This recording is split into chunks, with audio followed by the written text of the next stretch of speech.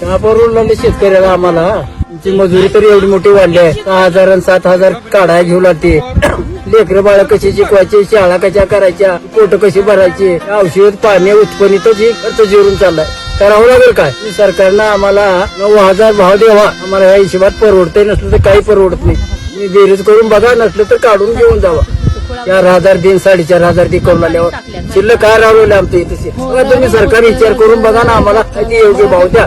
सोयाबीनचं आमचं काय करायचं, काय भावना फिरू ह्याला, काय कसं करावं, काय करावं. मग लोक तर 5,500ला बॅग म्हणला ते काढायला, ह्याला भाव परवडला ना काय नाही. येऊन शासनालाच काढून मी म्हणावं तिकडे.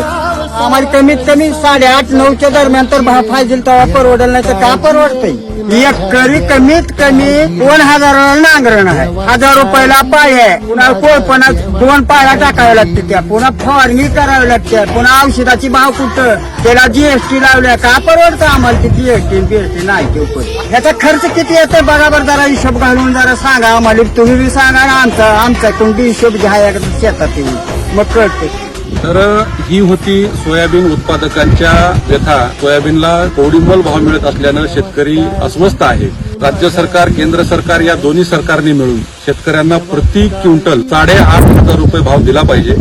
जर शेतकऱ्यांच्या बाबतीत हा व्यवस्थित निर्णय राज्य आणि केंद्र सरकारने नाही घेतला तर अखिल भारतीय छावा संघटना शेतकऱ्यांना सोबत घेऊन महाराष्ट्रामध्ये सोयाबीन उत्पादक असतील आणि इतर शेतकरी असतील या सगळ्यांना सोबत घेऊन जन आंदोलन उभा करून सरकारला पळताभुईत थोडं करून